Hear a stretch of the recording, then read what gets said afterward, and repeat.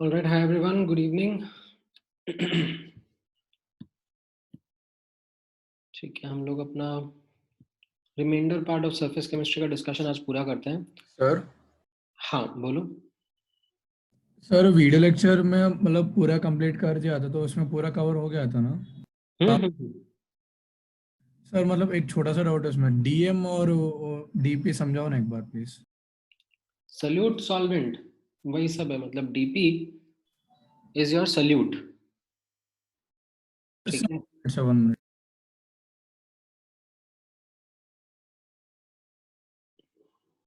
हाँ, can you hear me? Yes sir. हाँ.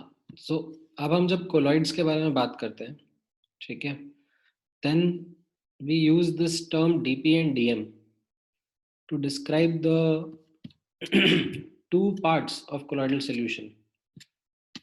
अब टेक्निकल डेफिनेशन आप देखोगे, ठीक है, तो वो किस तरीके से रहेगा यहाँ पर नोटिस करना.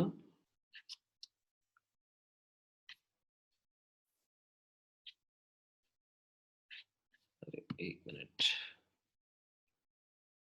ये आई थिंक लास्ट क्लास में हम लोगों ने देखा था.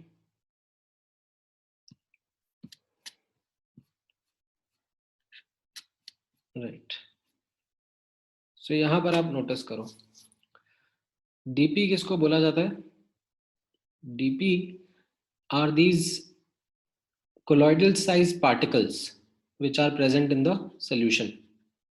जैसे for example you have a gold का कोलॉइड, तो इसमें क्या कंपोनेंट्स रहते हैं? गोल्ड के पार्टिकल्स रहेंगे कोलॉइडल साइज के इन वाटर. तो डीपी क्या हो गया? योर गोल्ड पार्टिकल्स, गोल्ड के कोलॉइडल साइज के पार्टिकल्स, ये आपका डीपी हो गया. ठीक है. अब common day to day language में हम लोग इसको सल्यूट बोल देते हैं.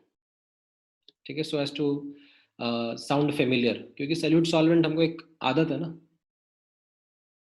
हाँ ठीक सर. है. Okay sir, thank you sir. All right.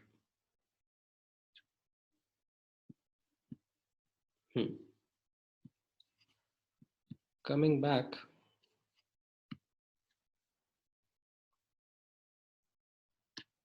So last class में हम लोग सर हाँ बोलो। सर मुझे वो gold number is inversely proportional to protective power वो समझाऊं।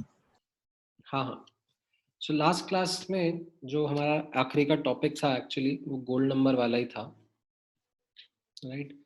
तो गोल्ड नंबर में हम लोगों ने कैसा बोला था, गोल्ड नंबर की डेफिनेशन क्या थी, ठीक है। तो एक तो था जो पूरा स्टेटमेंट है, ठीक है, उसी स्टेटमेंट को मैंने आपको विजुअलाइज करने के लिए बोला था कि हम लोग गोल्ड नंबर कैसे समझते हैं। तो आपके पास में एक लायोफोबिक कोलॉइड है, कौन सा, गोल्ड सॉल, ठीक है। स्टैंडर्ड गोल्ड सॉल रखा हुआ है आपके पास 10 ml, जो कि रेड कलर का है। अब इस लायोफोबिक कोलॉइड में अगर मैं 1 ml ऑफ 10% NaCl सोल्यूशन डाल दूं तो ये गोल्ड सॉल कलर चेंज करके रेड से ब्लू बन जाएगा। क्यों? बिकॉज कोएगुलेशन हो जाएगा, कोएगुलेशन होने से पार्टिकल्स का साइज इंक्रीज हो जाएगा and that is why the colour change will occur. अब इस प्रोसेस को प्रिवेंट करने के लिए गोल्ड को, जो गोल्ड का सॉल है उसको कोएगुलेट होने से प्रोटेक्ट करने के लिए what we do is we add some lyophilic sol, ठीक है। पहले से हम इसमें डाल के रखेंगे तो फिर ये कलर चेंज नहीं ऑब्जर्व होगा, ठीक है। तो कितना मिलीग्राम लायोफिलिक सॉल में डालूं सच दैट ये कलर चेंज ना हो is called as gold number of that lyophilic sol, ठीक है। This is what the definition of gold sol is, sorry gold number is, ठीक है। कितने मिलीग्राम्स मैं ये डालूं ताकि ये मेरा कलर चेंज नहीं हो। तो अगर gold number is this value, तो कम अगर मैं लायोफिलिक सॉल्ट डाल रहा हूँ, गोल्ड नंबर कम है उसका, तो वही प्रोटेक्ट कर देगा। कम अमाउंट में अगर कोई चीज प्रोटेक्ट कर रही है तो फिर उसकी प्रोटेक्टिंग पावर ज्यादा है ना, समझ में आया? Okay sir.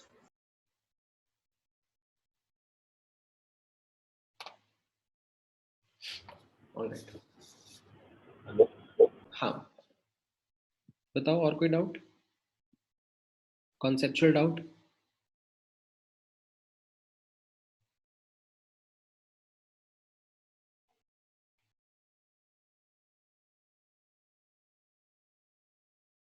ठीक है, तो मैं ये लास्ट वाला पार्ट एक बार क्विकली आप लोगों के साथ में डिस्कस कर लेता हूँ, जो हम लोग नहीं कर पाए थे लास्ट क्लास में regarding the preparation of lyophobic colloids. तो इसमें आप नोटिस करना, मैंने बताया था आपको स्टार्टिंग में जब हम लायोफिलिक और लायोफोबिक कोलॉइड्स के बीच का अंतर समझ रहे थे, तब लायोफिलिक कोलॉइड्स के बारे में बताया था कि they are easy to prepare, simple mixing कर दोगे आप तो भी आपके लायोफिलिक कोलॉइड्स तैयार हो जाते हैं। बट लायोफोबिक कोलॉइड्स जो हैं they are prepared using special methods only, ठीक है। तो अब ये स्पेशल मेथड्स में एक केमिकल मेथड्स की कैटेगरी है, ठीक है, कि आप कोई ना कोई एक रिएक्शन कराते हो और उस रिएक्शन से क्या होता है, प्रेसिपिटेट फॉर्म होता है, ठीक है। आप इन सब, ये डिफरेंट डिफरेंट नाम हो गए, double decomposition, oxidation, reduction, hydrolysis, ये सब बेसिकली क्या है, इन रिएक्शन से प्रेसिपिटेट फॉर्म हो रहा है। बट वो प्रेसिपिटेट से कोलॉइड अगर बनाना है तो हमें बीच में थोड़ी सी टेक्निक्स अप्लाई करनी पड़ती है, ठीक है। Otherwise if you let it just form the precipitate तो फिर वो सस्पेंशन बन जाएगा, कोलॉइडल सोल्यूशन नहीं बनाएगा, ठीक है। तो वो क्या करना पड़ता है, उसको हम बोलते हैं पेप्टाइजेशन। यहाँ पे नोटिस करो, peptization is defined as the process of converting a precipitate into colloidal salt by shaking it with DM in presence of small amount of electrolyte, that is the peptizing agent, ठीक है। तो ये method generally fresh prepared precipitate के लिए ही apply करा जाता है to make colloidal salts. अब इसमें कई बार शेकिंग जो होती है, like that shaking is not normal shaking, it has to be vigorous shaking, and sometimes there are ultrasound like ultrasonic vibrations भी प्रोवाइड करने पड़ते हैं so as to break the precipitate into छोटे छोटे कोलॉइडल साइज पार्टिकल्स। ठीक है, आपको ये मैं थोड़ा सा डिटेल में इस एग्जाम्पल के थ्रू एक्सप्लेन कर सकता हूँ। इस एग्जाम्पल में देखना, जैसे हमें लाइक FeOH होल थ्राइस का कोलॉइड बनाना है, तो वो कैसा रहता है, हमने FeCl3 पानी में डाल दिया। ठीक है, FeCl3 पानी में डालने से क्या होता है, हाइड्रोलिसिस होता है। लाइक ये वाला रिएक्शन जो है, FeCl3 पानी में डाल दिया, हाइड्रोलिसिस होके FeOH होल थ्राइस का प्रेसिपिटेट बनता है। ठीक है, तो यहाँ पर जो freshly prepared FeOH whole thrice का प्रेसिपिटेट है, it is shaken in an aqueous solution of FeCl3। अब FeCl3 एक्सेस में रहेगा हम थोड़ा। ठीक है, तो यहाँ पर what will happen is that the Fe3 plus ions, ठीक है, they are adsorbed on these smaller size particles that we have, and ये इनको फिर colloidal dimensions में ही रखते हैं। ठीक है, फिर ये protective layer of Fe3 plus ions prevent these colloidal size particles from further coagulating and forming a suspension। ठीक है, तो ये एक सेट ऑफ केमिकल मेथड्स रहते हैं टू प्रिपेयर lyophobic colloids। ठीक है, then there are physical methods also, such as this one. This is called electric disintegration or Burdick arc method। ये स्पेशली यूज किया जाता है किसके लिए, मेटल के सॉल्स बनाने के लिए। गोल्ड का सॉल्ट, सिल्वर का सॉल्ट, कॉपर का सॉल्ट, प्लैटिनम का सॉल्ट, लाइक इनके सॉल्ट बनाने के लिए यूज किया जाता है। इसमें तरीका कैसा होता है, यहाँ पे आप नोटिस करना। राइट, जैसे फॉर एग्जांपल मुझे गोल्ड का सॉल्ट बनाना है। ठीक है, गोल्ड का कोलॉइड बनाना है, तो अभी गोल्ड को मैं ऐसे पानी में लेकर जाऊंगा तो थोड़े ना गोल्ड डिजोल्व हो जाता है। ठीक है, तो कोलॉइड बनाने के लिए स्पेशल टेक्निक क्या यूज हो रही है, यहाँ पे नोटिस करना।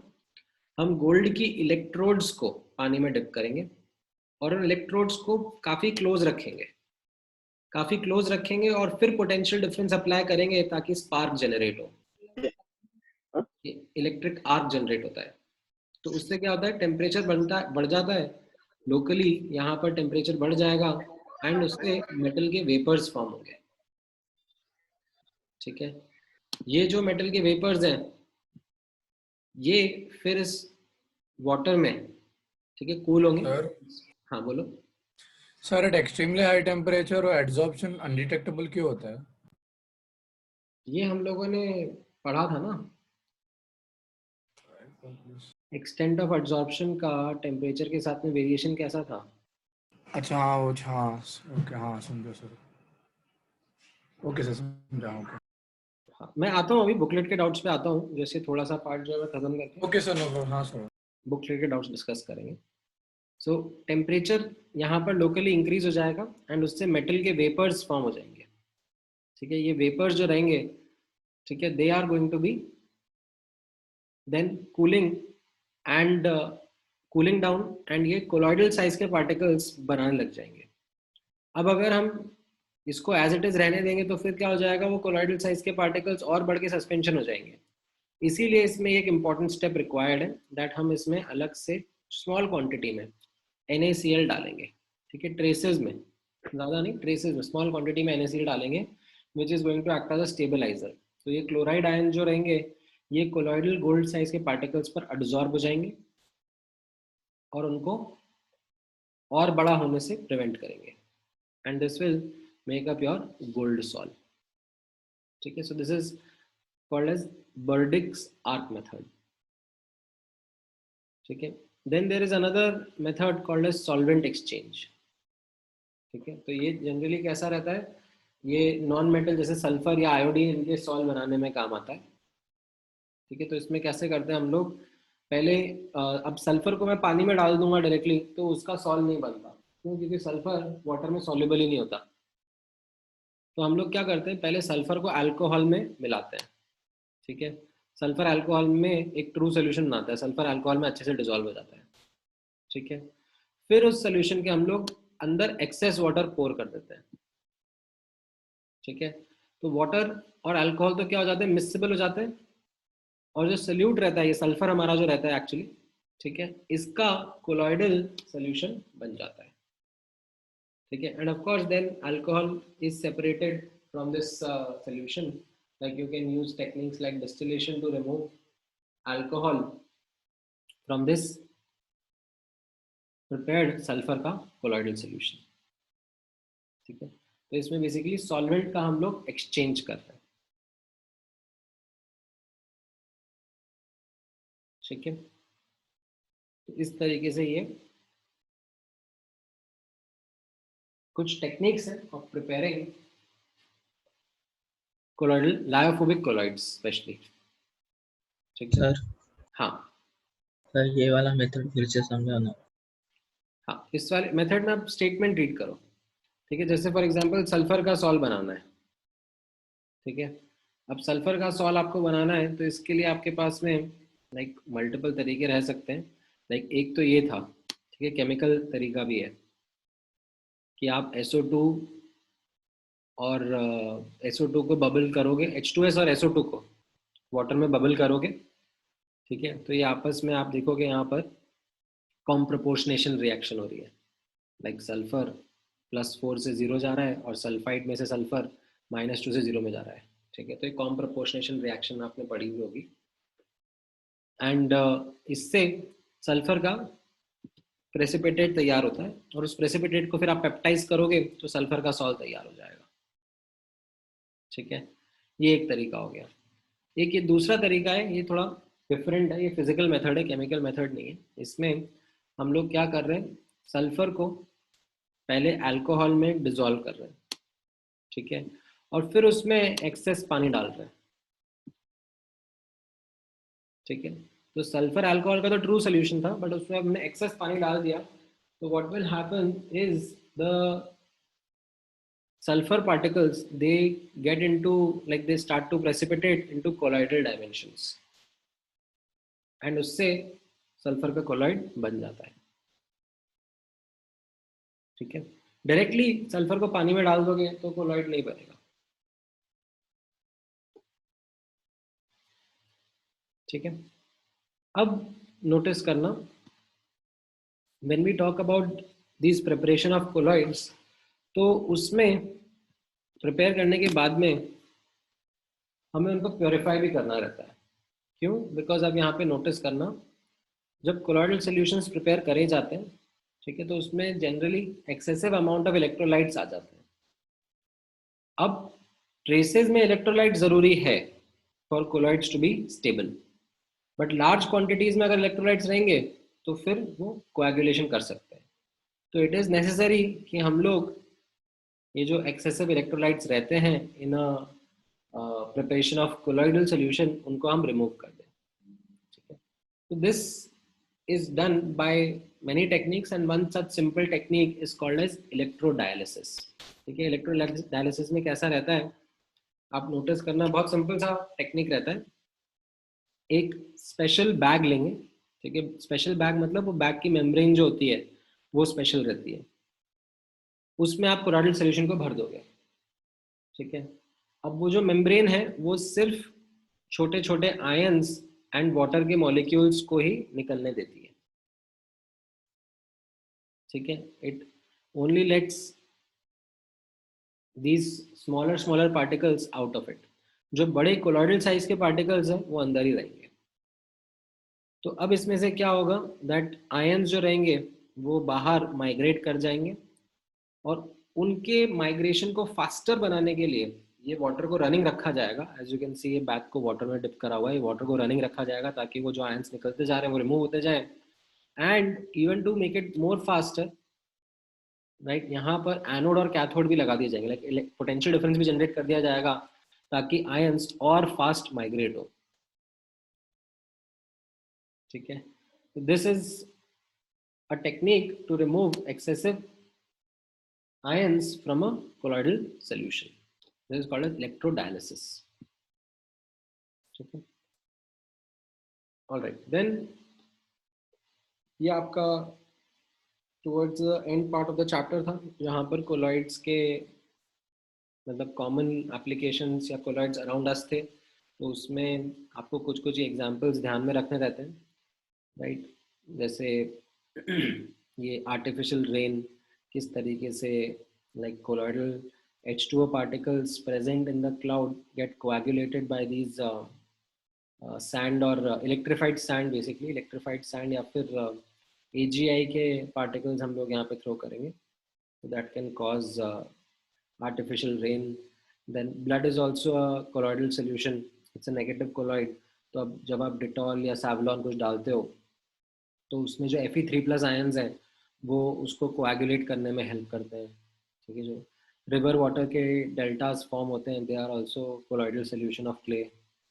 ये कॉमन कोलॉइड्स हैं अराउंड अस, जिनके बारे में एक बेसिक आइडिया आपको रहना चाहिए, ठीक है। मेडिकेशंस में, स्मोक प्रेसिपिटेटर्स में, लाइक कई जगह पर ही कोलॉइड्स का यूज रहता है, ठीक है। ध्यान रखना, smoke is also a negatively charge colloid, ठीक है। तो इंडस्ट्री को प्रोसेस हो रहा है, उससे स्मोक आ रही है, तो स्मोक को यहाँ पर, ठीक है, हाई पोटेंशियल डिफरेंस वाले इलेक्ट्रोड से लाइक ये नेगेटिव चार्ज को न्यूट्रलाइज करा जाता है, उससे फिर ये लाइक स्मोक का जो कोलोइडल पार्टिकल्स थे वो प्रेसिपिटेट हो जाते हैं, ठीक है। बाकी सोप्स एंड डिटर्जेंट्स में तो एसोसिएटेड कोलॉइड्स कैसे यूज होते हैं वो भी आप लोगों ने NCERT में एक बार देखा होगा कि ये जो माइसेल्स फॉर्मेशन होती है ये किस तरीके से सोप या डिटर्जेंट्स में डर्ट को रिमूव करने के काम आती है, ठीक है। And then lastly there was this emulsion वाला, इमल्शन एंड जेल वाला एक्चुअली एक छोटा सा पैराग्राफ जिसमें दे टॉक अबाउट दैट, मतलब इसके पहले प्राइमरली जो आपने देखा होगा जितने कोलॉइड्स का आपने डिस्कशन किया वो सब ऐसे सॉलिड एंड लिक्विड टाइप के थे, तो ये एंड में थोड़ा सा liquid and liquid like emulsions का थोड़ा सा डिस्कशन कर दिया, जिसमें ऑयल एंड वाटर या वाटर एंड ऑयल दो टाइप के इमल्शंस रहते हैं, ठीक है। So milk is something which is oil and water kind of N emulsion, ठीक है। तो इस चैप्टर में एग्जाम्पल्स का थोड़ा ध्यान जरूर रखना, ठीक है। Then I have prepared these previous year mains के क्वेश्चन रहेंगे कुछ, तो ये आप लोगों के साथ मैं डिस्कस करूंगा एक बार, ठीक है। बट पहले आप लोगों के बुकलेट के डाउट्स ले लेता हूँ, ठीक है। Let me know your booklet doubts first.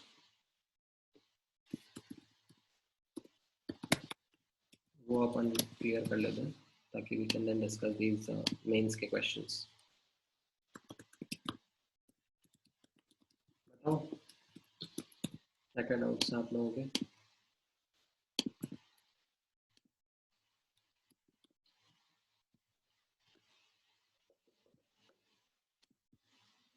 करें आपने कुछ क्वेश्चंस प्रैक्टिस करें कि नहीं करें बुकलेट के? सर क्वेश्चन नंबर 16 और 17। क्वेश्चन नंबर 6, एक मिनट। हाँ 6 में तो actually like the thing is that ये हम लोगों ने कल भी करा ही था,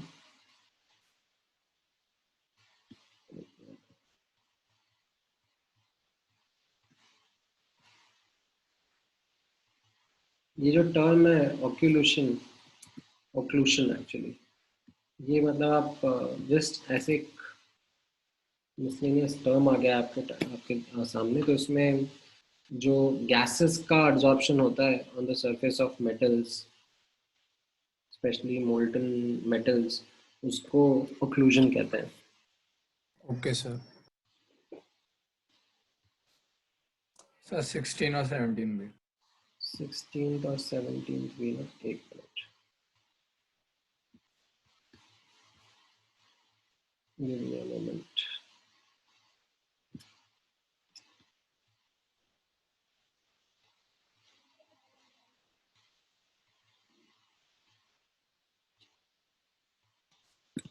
Which gas is adsorbed to a maximum extent on a given surface? ये वाला, हाँ सर ये तो आपने पढ़ा था ना, फैक्टर्स अफेक्टिंग एब्जॉर्प्शन में। अच्छा हाँ हाँ ओके सर, हाँ सॉरी। ग्रेटर TC, हाँ सर समझाओ, ग्रेटर एब्जॉर्प्शन होता है। तो उसमें अमोनिया का एक्सटेंट ऑफ एब्जॉर्प्शन ज़्यादा रहेगा। और बताओ 16 के बाद कौन सा बोला था? सर 17 बोला था। 17, ये तो डेफिनेशन हो गया, मतलब specific area surface area is what is surface area per gram of adsorbent. Like surface area per gram of adsorbent को अपन लोग specific surface area कहते हैं, क्योंकि अपन लोग जब extent of adsorption के बारे में definition देते हैं तो it is x by m, तो it is mass of adsorbate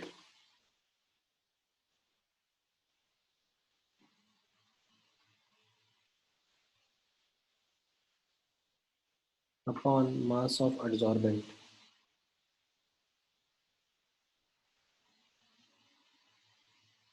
Per gram actually is what we take to be the specific surface area.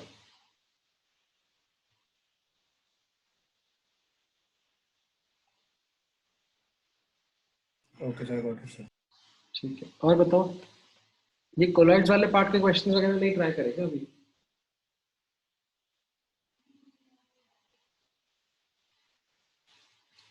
नहीं तो आप लोग चलो ये प्रीवियस ईयर मेंस के क्वेश्चंस वगैरह पे भी एक बार ट्राई करो, फिर हम देखते हैं कि आप लोगों को कितना याद है, कितना पढ़ा है आप लोगों ने। थोड़ा बहुत आपकी on the go he practice करा दूंगा मैं।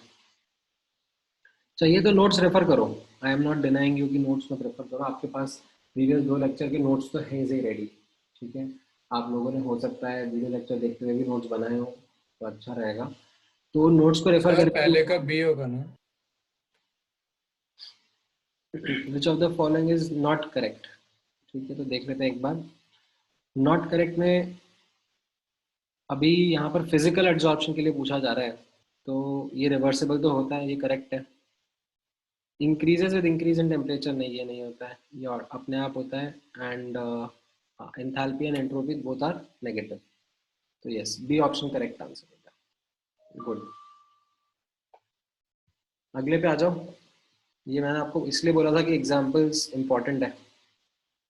देखो अगर याद है तो एरोसॉल क्या होता है, बिना एक बार नोट्स देखे गैस करने की कोशिश करो, if you can make a gas. A और डी में से होगा। नेगेटिव मार्किंग है देखो ए और डी में से होगा, वो ठीक है।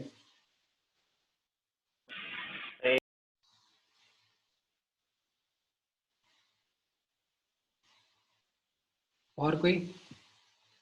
कहाँ गया दर्शनील सफारी? वो है ना आज, दिखा तो था भी थोड़ी देर पहले, गायब हो गया क्या?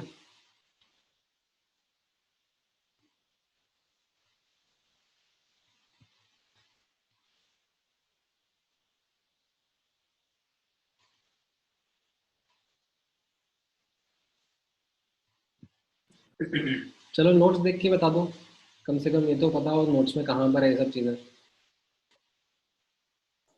सर क्लासिफिकेशन ऑफ कोलाइड्स में हाँ देखो देखो तुम लोग कहाँ पर है। तो इसमें डीपी में आपने लिक्विड और डीएम में गैस दिया था ना आपने हाँ यहाँ? तो बताओ ना उस लैंग्वेज से क्या रहेगा।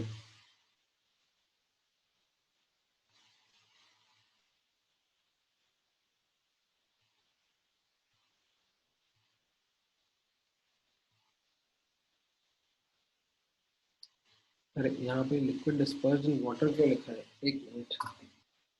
ऑप्शन ए होगा ना फिर। Liquid in gas. हाँ हाँ नहीं एक मिनट ना, ये कुछ गलत टाइप हो गया इस क्वेश्चन में।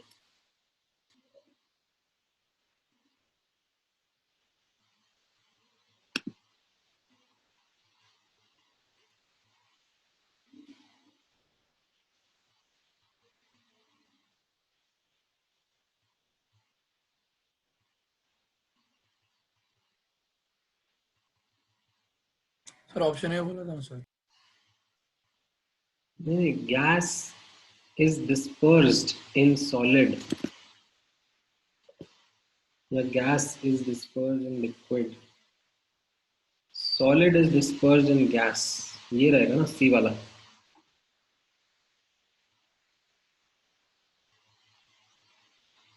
अदरवाइज इन क्वेश्चन में डीपीडीएम बताओ ना क्या हो रहा है। ये gas is dispersed in liquid, तो इसका मतलब क्या हो गया, डीपी गैस है और डीएम। अच्छा सॉरी सर, सब मेरे को लिक्विड एरोसोल में और एरोसोल में कंफ्यूज हो गया था। Okay sir sorry. इसीलिए अभी सही तो रहेगा। मैंने जो बताया तो लिक्विड एरोसोल के था सर। राइट, यहाँ पे ये सॉलिड आपका डीपी रहेगा और गैस आपका डीएम रहेगा, और यहाँ पर गैस इन सॉलिड। ठीक है, क्या क्या नाम थे इनके, चलो ये भी याद करके बता दो। ये तो खैर एरोसॉल है ही सही।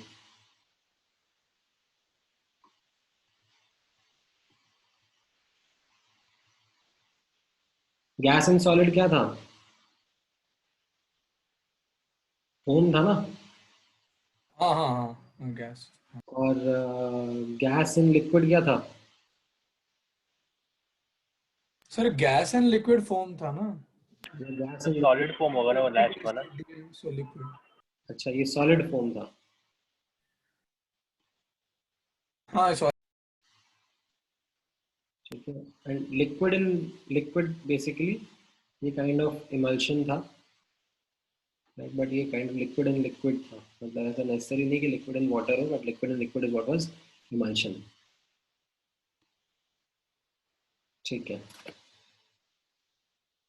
थर्ड बताओ।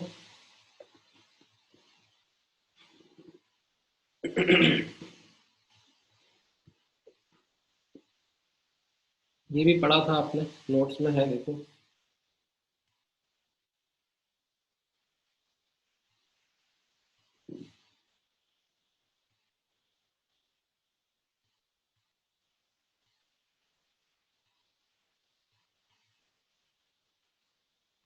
Sir A and D. हाँ सर, ए एंड डी, हाँ ए एंड डी।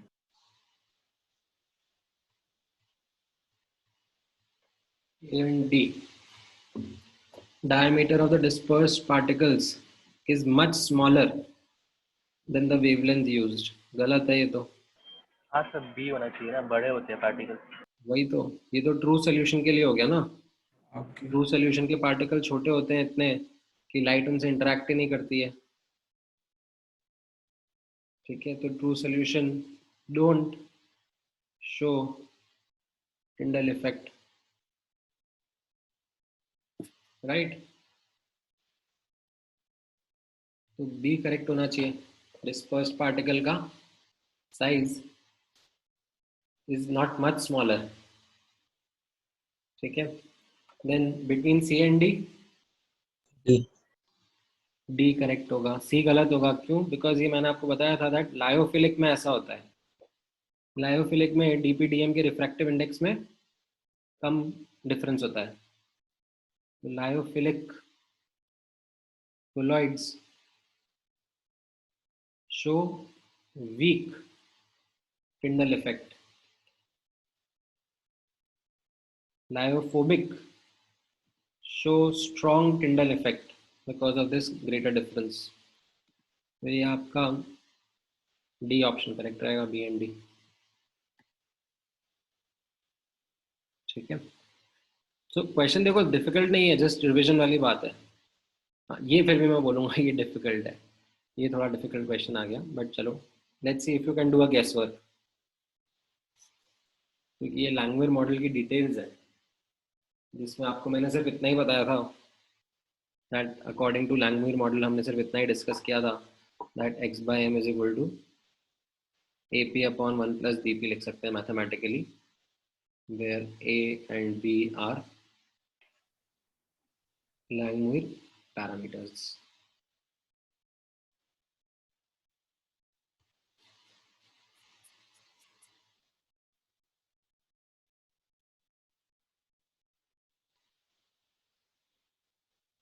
बट इसके बेसिस पे भी आप कुछ ना कुछ तो कमेंट कर सकते हो।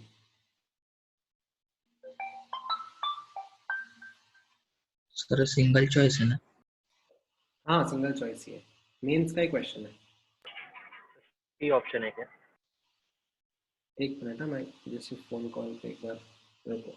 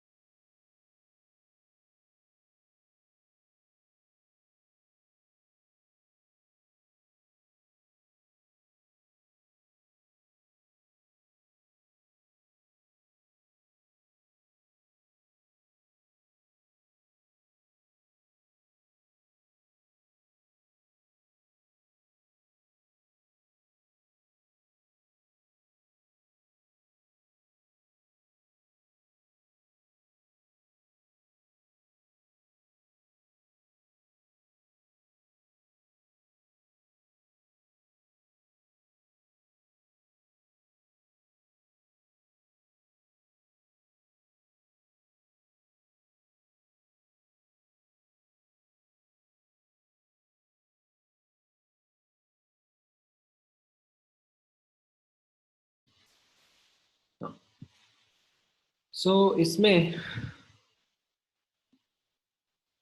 यहाँ पर नोटिस करना, the rate of dissociation of adsorbed molecules from the surface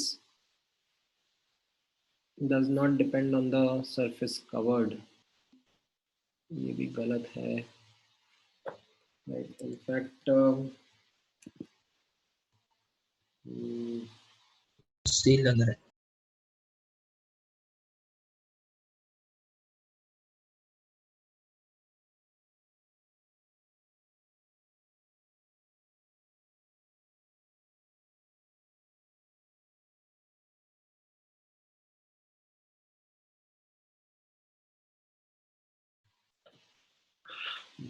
an adsorption of a single site on the surface may involve multiple molecules at a time.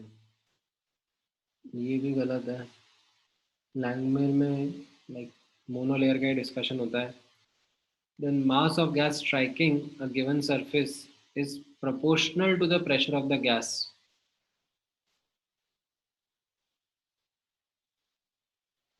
और नीचे लिखा है independent of pressure of gas. Independent तो गलत हो गया ना। तो ये सी सबसे कंसिस्टेंट आंसर लग रहा है।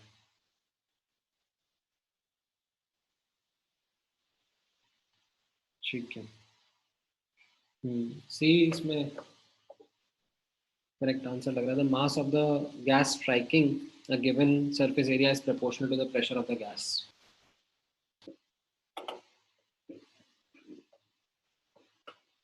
ठीक है,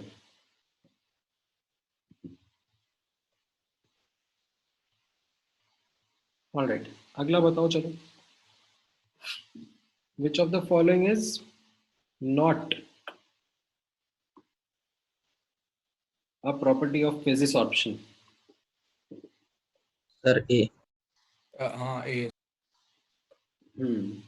मल्टी लेयर होता है ना यहाँ पे, बाकी तो सब ठीक है।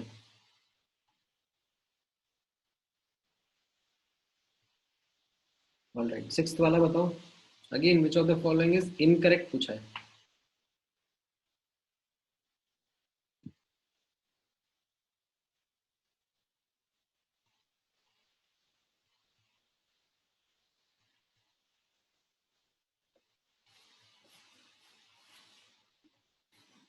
इसका आंसर डी होगा ना।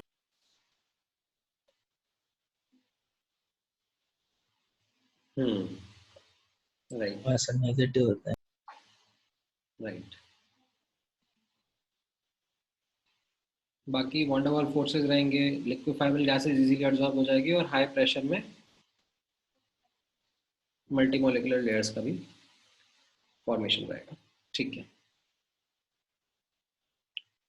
सेवेंथ वाला।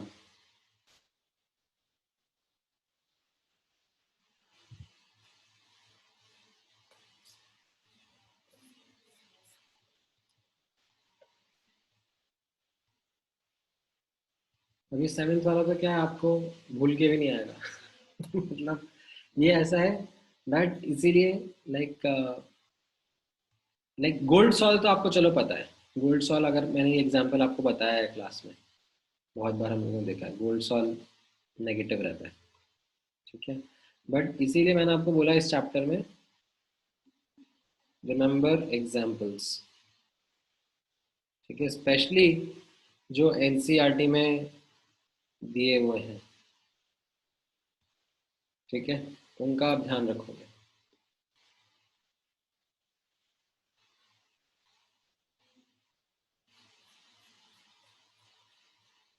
ठीक है, blood generally negative colloidal sol है। ठीक है, लेकिन ये हेमोग्लोबिन जो है ये आपका पॉजिटिव सॉल रहता है।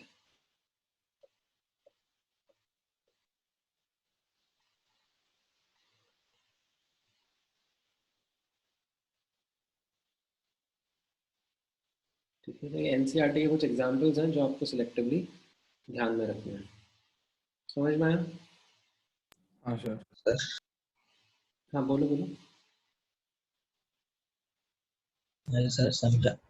ओके, ठीक है। पेप्टाइजेशन क्या रहेगा? ये तो अभी जस्ट पढ़ाया मैंने आपको थोड़ी देर पहले।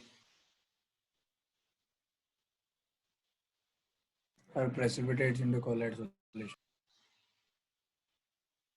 The process of converting a colloidal solution into precipitate, नहीं. The process of converting soluble particles, नहीं. The process of converting, bringing colloidal molecules, the process of converting precipitate into colloidal solution. This is what is peptidization is.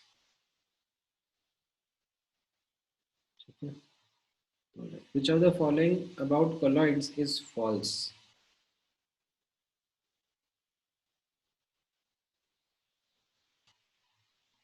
Sir, answer D होगा ना?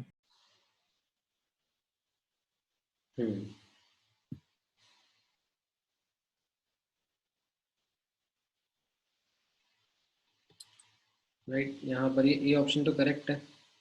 Coagulation हो जाता है excessive electrolytes डालने से. freezing point of colloidal solution is lower than true solution at the अच्छा नहीं D नहीं रहेगा. Sorry. In fact colloid freezing point of colloidal solution is lower than true solution of the same concentration. ये गलत हो गया ना.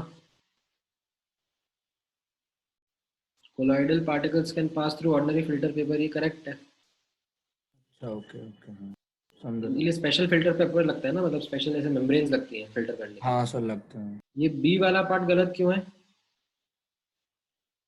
क्योंकि कोलॉइडल सॉल्यूशंस के लिए आई मच लेस देन 1 रहेगा ना. तो इनफैक्ट जो डिप्रेशन इन फ्रीजिंग पॉइंट रहेगा डेल्टा टी एफ लोअर रहेगा. इंप्लाइज फ्रीजिंग पॉइंट तो कोलॉइड का हायर रहेगा ना as compare to true solution.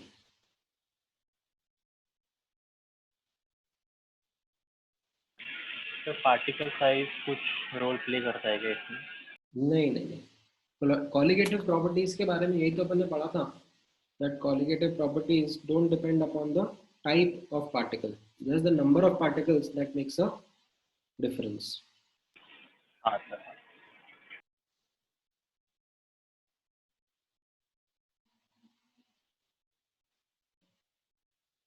Then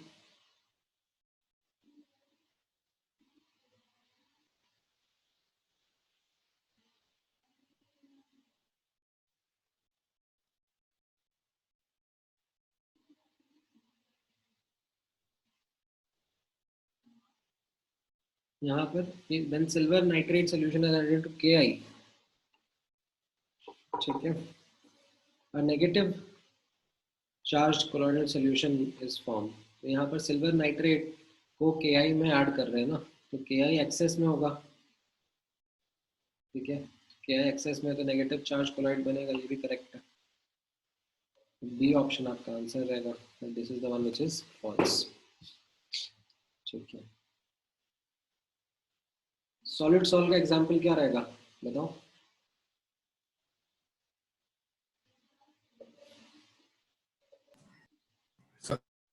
sir D. D option. हाँ सर, डी डी डी होगा जेमस्टोन. बटर कौन सा रहेगा? Gel. Butter is gel which is what? Solid liquid. In liquid. Paint क्या था? सो पेंट्स इस सॉल्व में होगा. पेंट अच्छा लिक्विड नहीं था एक्चुअली. पेंट हाँ पेंट था. पेंट भी सॉल्व में आ जाएगा. सर हेयर क्रीम एमल्शन में आएगा. हेयर क्रीम एमल्शन में आएगा.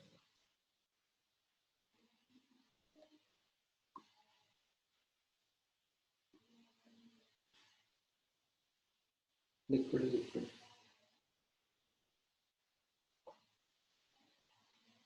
ठीक है. तो ये टेबल का एक्चुअली ध्यान रखना. ये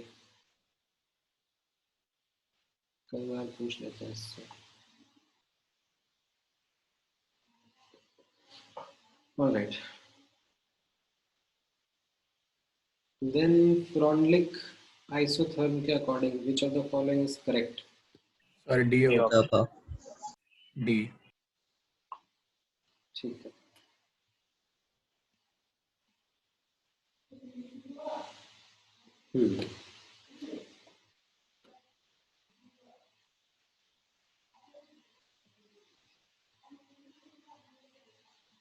इसका मतलब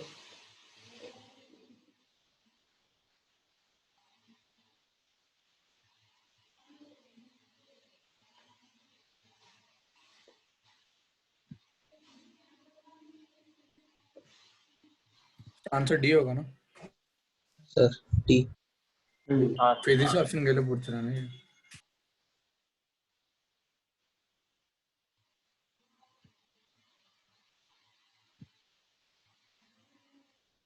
राइट.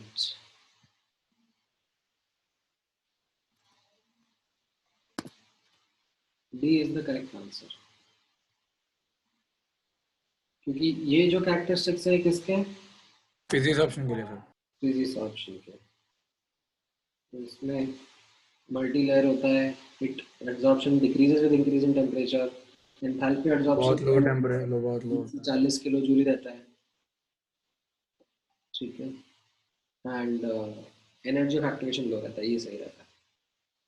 ठीक है. ये वाला बताओ. The correct option among the following.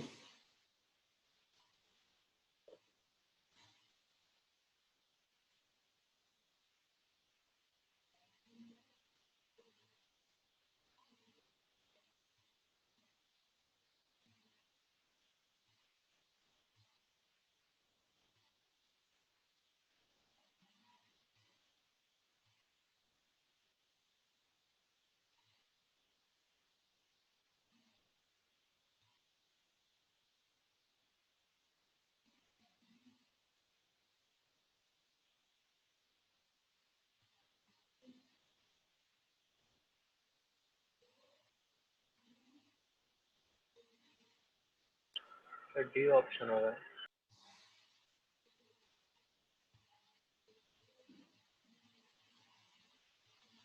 Colloidal particles in lyophobic salts can be precipitated by electrophoresis. Correct.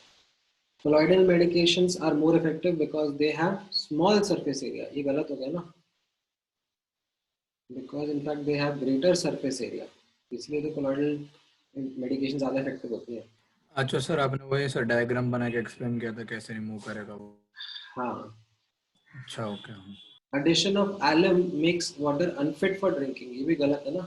Addition of alum से तो water मतलब फिट बनता है ड्रिंकिंग करने के लिए. फिट कर ही पानी में डालते हैं, मटके में डालते हैं, इसलिए ताकि उसके जो पार्टिकल्स थे डर्ट के या ये आयंस वगैरह के वो प्रेसिपिटेट हो जाए. ठीक है. Then Brownell motion in colloidal solution is faster if the viscosity of the solution is very high. नहीं ना? Viscosity से तो inversely proportional था. Brownell motion. Greater the viscosity, lesser will be the Brownell motion. इसमें A option correct रहेगा. Sir आपने वो Brownian motion का वो टेम्परेचर अपॉन पार्टिकल रेडियस का ये दिया था ना, डायरेक्टली प्रोपोर्शनल. विस्कोसिटी भी है ना उसमें. देखो ना.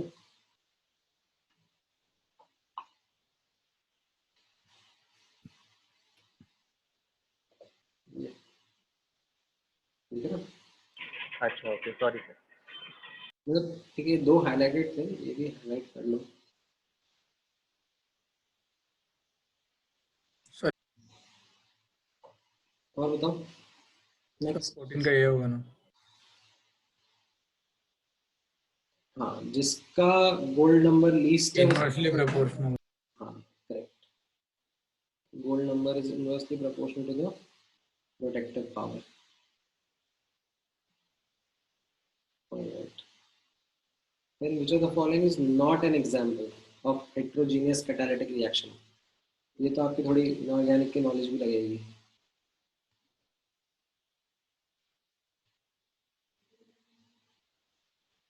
कॉमन प्रोसेसेस हैं, ये तो आपने पढ़े हुए होंगे.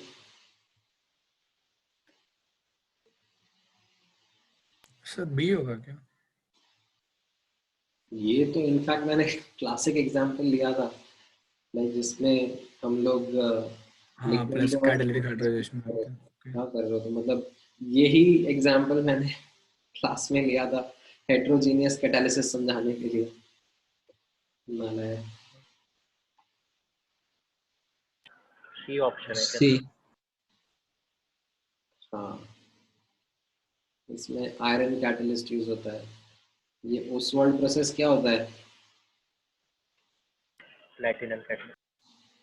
इसमें भी ये नाइट्रिक एसिड बनाने के लिए यूज होता है ना. क्या रहता था ये ओस्वाल्ड प्रोसेस? ये भी बताया होगा मैंने। एनसीईआरटी तो में प्लेटिनम कैटलिस्ट वाला ना। प्लैटिनम कैटलिस्ट रहता है।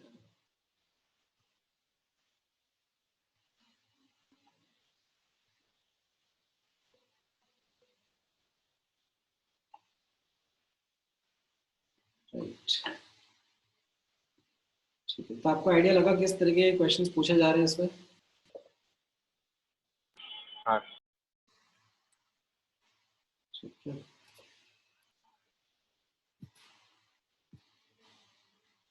बाकी तो बुकलेट के आप लोगों ने कुछ क्वेश्चंस करे होंगे तो और बताओ मुझे, फटाफट हम लोग उसे प्रैक्टिस कर सकते हैं, देख सकते हैं। या फिर ये एनसीईआरटी के जो ये एग्जाम्पलर के क्वेश्चंस, एग्जाम्पलर क्वेश्चंस करोगे?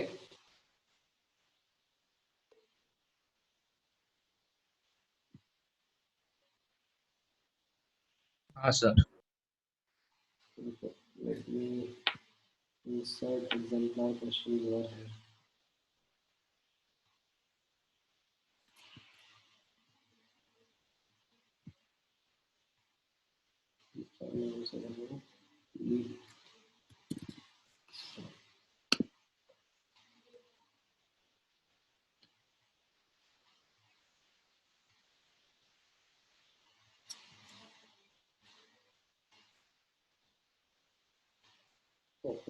solid state आएगा, right?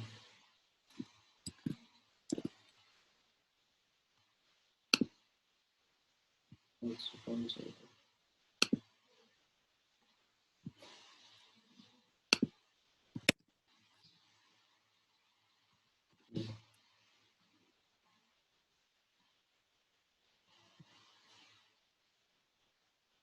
Alright.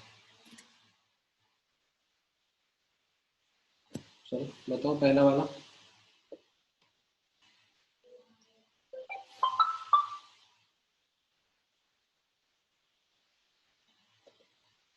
इनफैक्ट चलो ये तीन एक साथ ट्राई करो।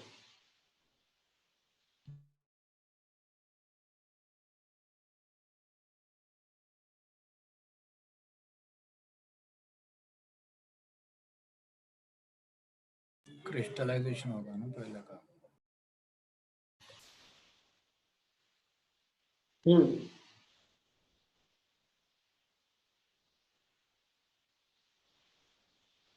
बोलो बोलो। सेकंड का, सेकंड। सर फर्स्ट का 1 होगा ना। Does not require an interface, homogeneous catalysis हो गया ना। क्रिस्टलाइजेशन में भी लिक्विड और सॉलिड का इंटरफेस रहेगा। अच्छा इलेक्ट्रोफोरेटिक ओके। कैटालिसिस में भी सॉलिड और से गैस का इंटरफेस रहेगा। सर कोरोजन में गैस और मेटल गैस और सॉलिड का भी हुआ ना, तो इन सब में इंटरफेस लग रहा है ना। हाँ। किसमें नहीं लग रहा है वो होमोजेनियस कैटालिसिस है। अच्छा ओके। और सेकंड का B.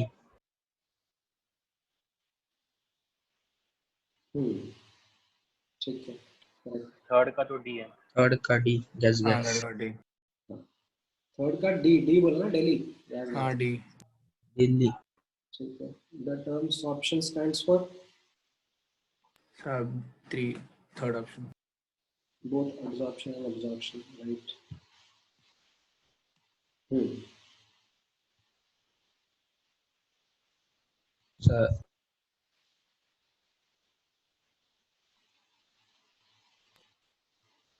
D. Sir temperature, decreasing temperature.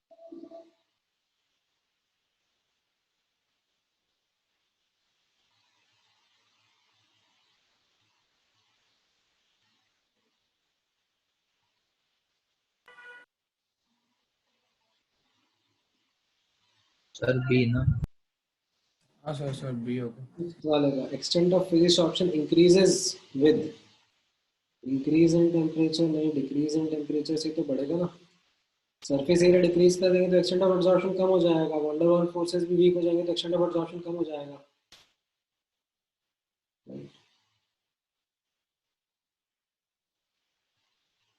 ये आपने पढ़ा है ना अभी। यहाँ पे टेम्परेचर कम होगा तो एक्सटेंट ऑफ एब्जॉर्प्शन बढ़ कर है।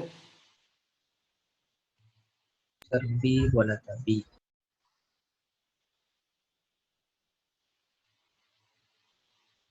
हम्म,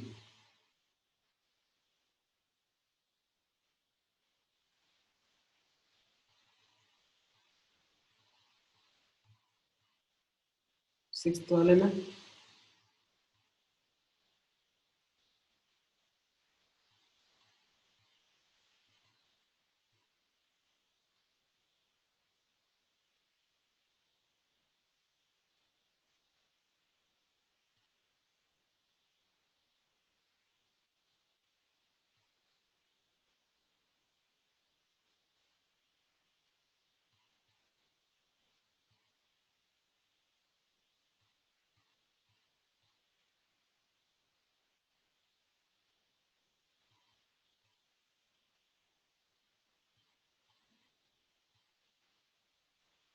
सर ए।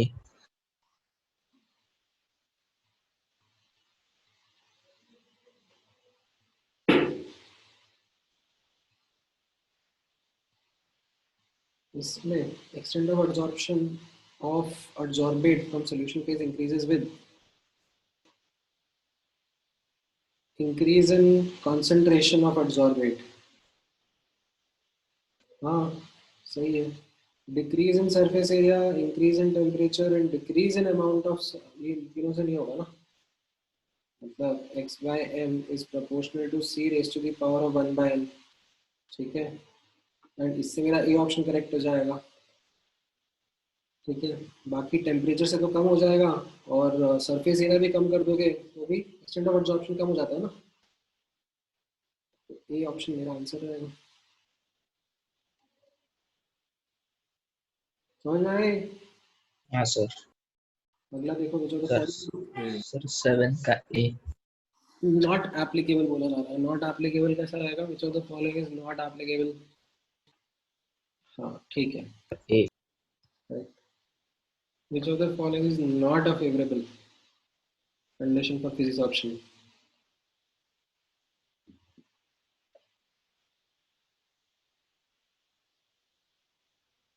Sir high temperature.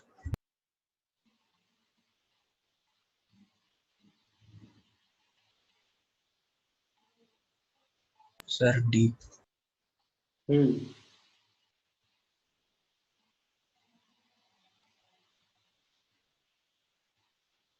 Right, high temperature. अगला बताओ।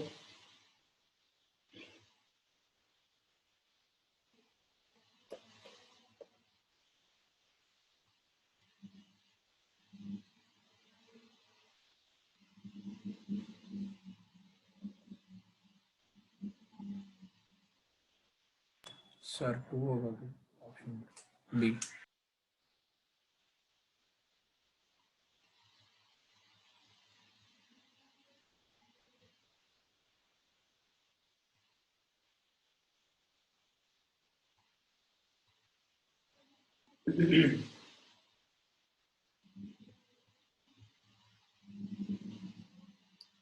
Answer B. gaseous species may change to chemisorption upon increasing in temperature, right? B is the correct answer। Sir एक बार 9th वाला समझाओ ना। ये अपन ने उसमें पढ़ा था ना, हेट्रोजीनियस कैटालिसिस में फिजिसॉर्प्शन से केमिसॉर्प्शन हो जाता है, तो उसमें ये एक्टिवेशन एनर्जी रिक्वायर्ड होता है ना, केमिसॉर्प्शन रिक्वायर्स। ग्राफ में बताया था, इसलिए बम्प की तरह आता है। हाँ, increase in temperature it may convert physisorption to chemisorption।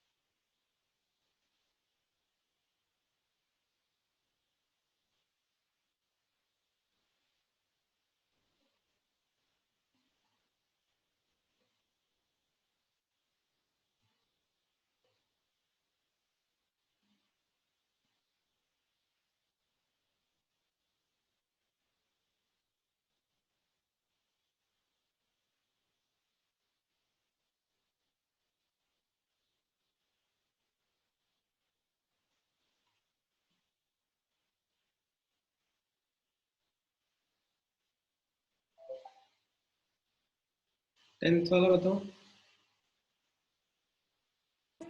A1 होगा ना, ऑप्शन ए होगा ना।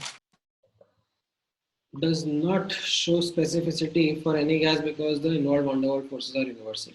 Correct. ये इसका आंसर रहेगा। Which of the following 11th का ए। 11th का is an example of absorption, AB, adsorption नहीं होगा। ये adsorption है, ये adsorption है, ये adsorption है, ये absorption है ना, water on calcium. हाँ सर, हाँ। Alright. 12th का बताओ। लीस्ट कौन सा गैस शो करेगा? Least adsorption. H2। Correct. TC सबसे कम है ना।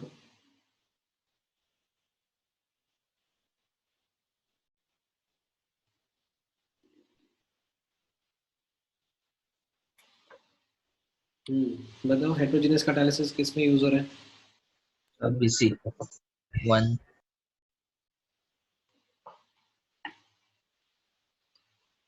ये होमोजीनियस है, ये हेट्रो है, ये भी हेट्रो है और ये भी होमोजीनियस है। तो बी एंड सी आपका करेक्ट आंसर हो गया ना, मतलब द फर्स्ट ऑप्शन। ठीक है। 14th वाला बताओ। 14th का B। High concentration soap behaves like associated property. Associated। ठीक है। Tyndall effect, which will show Tyndall effect?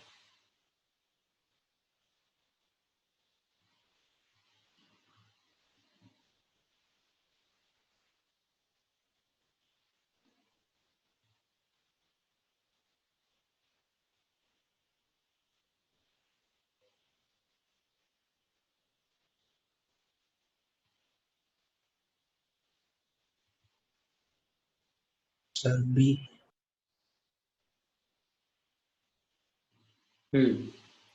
Right. ये तीन ऑप्शन तो ट्रू सोल्यूशन हो जाएंगे ना,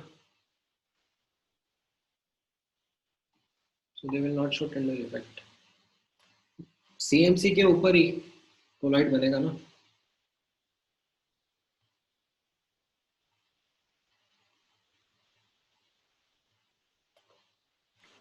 16 का C ऑप्शन है।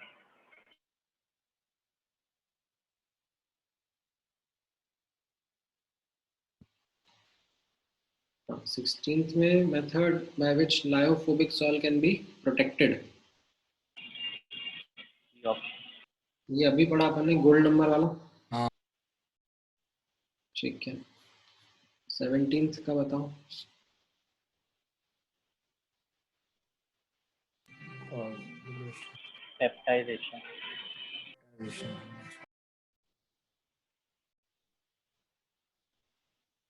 हाँ सर D।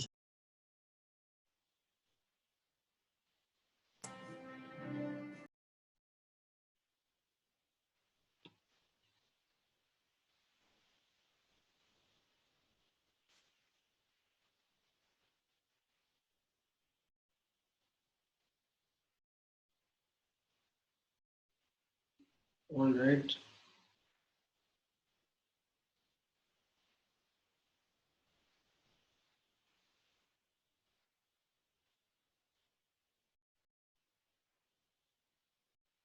सर D होगा ना। हाँ, करेक्ट। हाँ D होगा। ठीक है। ये बताओ।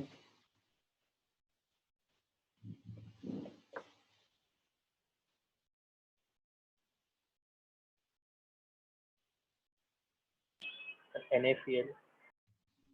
Sir NO2SO4। इसमें ये पॉजिटिव सॉल्व रहेगा, तो इसमें मुझे अनायंस के ऊपर फोकस करना है ना। इसकी मैक्सिमम कोएगुलेशन वैल्यू रहेगी, जिसका कोएगुलेटिंग पावर सबसे कम रहेगा। सबसे कम कोएगुलेटिंग पावर इसका कम रहेगा।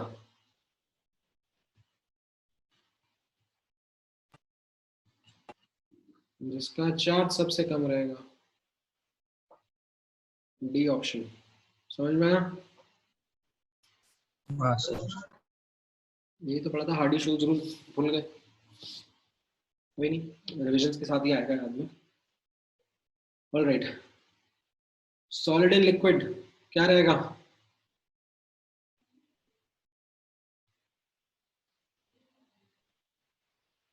Sir gel. रहेगा ना बस। रट्टा मारने की कैपेबिलिटी यार बढ़ाओ, तुम्हारी 10th क्लास में कितनी अच्छी थी, ये जेई की पढ़ाई ने तुम्हारी रट्टा मारने की कैपेबिलिटी को खराब कर दिया ऐसा लग रहा है मुझे। थोड़ा अच्छे से तबीयत से रट्टा मारो।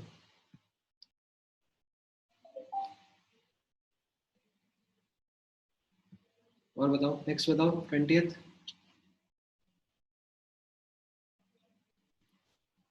The values of colligative properties of colloidal solution are small as compared to true solution because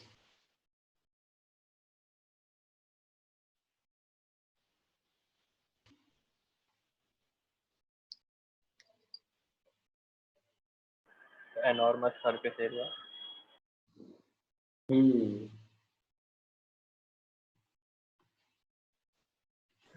D. Number से फर्क पड़ता है ना colligative properties को। अच्छा हाँ सर, हाँ सॉरी, मैं बोला था।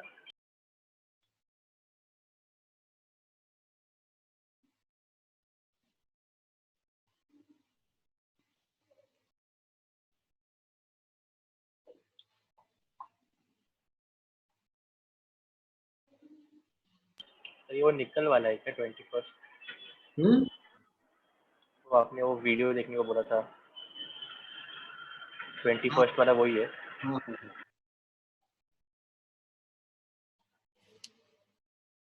मैकेनिज्म है ना, मैकेनिज्म कैसा था बताओ?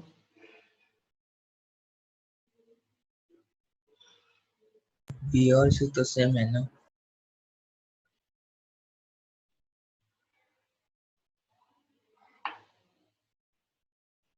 सबसे पहले माइग्रेशन होगा रिएक्टेंट्स का, ठीक है, फिर उसके बाद उनका फिजिसॉर्प्शन फॉलोड बाय केमिसॉर्प्शन होगा, ठीक है, देन फिर इंटरमीडिएट का फॉर्मेशन होगा, राइट, देन प्रोडक्ट का फॉर्मेशन होगा, और फिर प्रोडक्ट का डिसॉर्प्शन हो जाएगा। तो ए सी बी ई डी, ये करेक्ट रहेगा।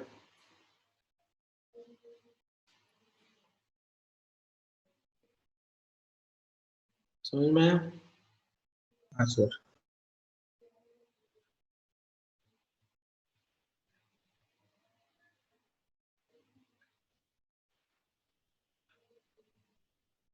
और बताओ,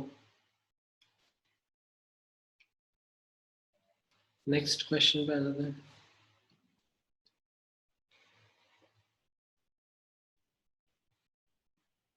सर ए। ये कोलॉइड फॉर्मेशन होता है ना डेल्टा पर। सर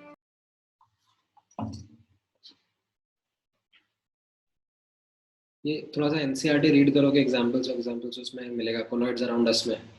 हाँ सर।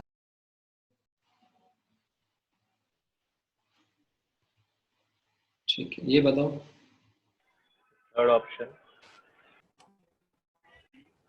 राइट, ये x by m versus p का ग्राफ वाज दिस वन, ठीक है, बट ये जो log x by m versus log p का ग्राफ आया वो तो स्ट्रेट लाइन आएगा ना। करेक्ट। 24th बताओ, 24 25 बता दो चलो।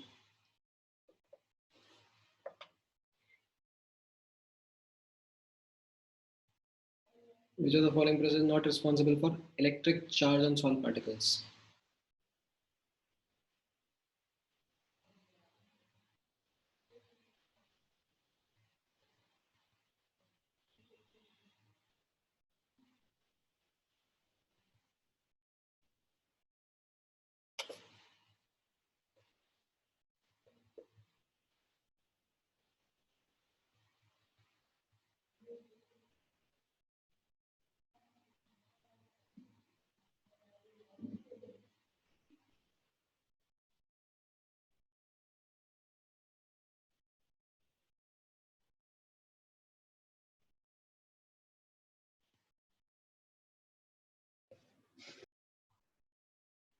सर सी ना।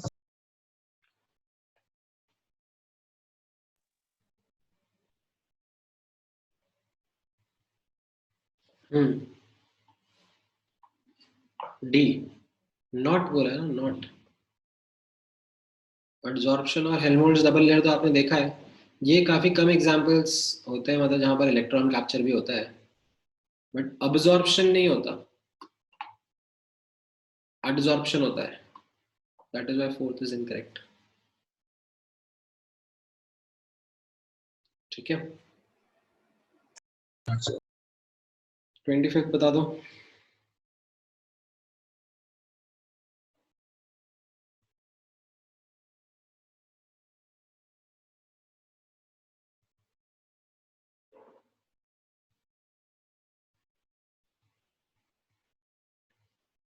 और एडजॉर्प्शन।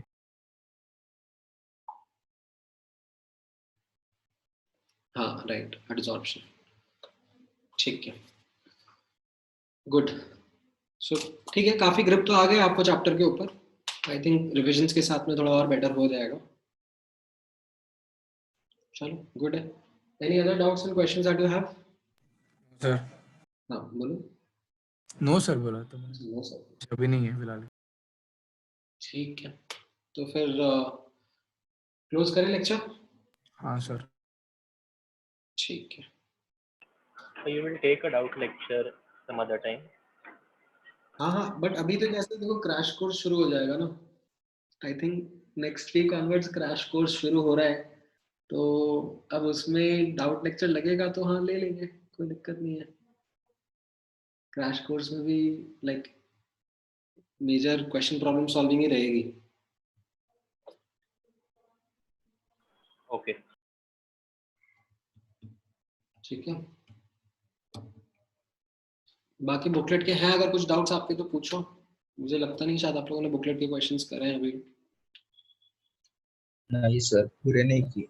कर लो कर लो, आगे पूछ लेना, आगे लगेगा लेक्चर अगर तो। ठीक है, बट मुझे थोड़ा सा कम चांस लग रहा है क्योंकि अभी अगले वीक से क्रैश कोर्स शुरू कर रहे हैं ना।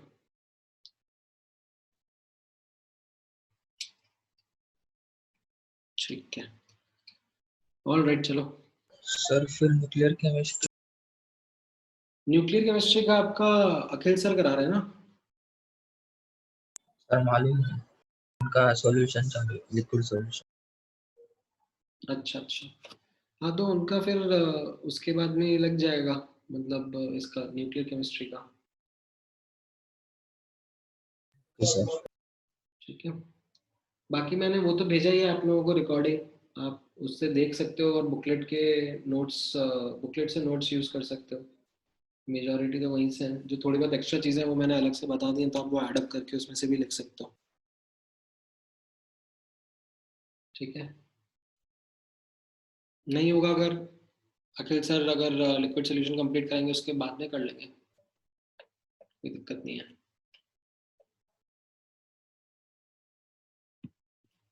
ठीक है, चलो, all right then, take care guys, Thank you, sir. Bye sir. Bye bye.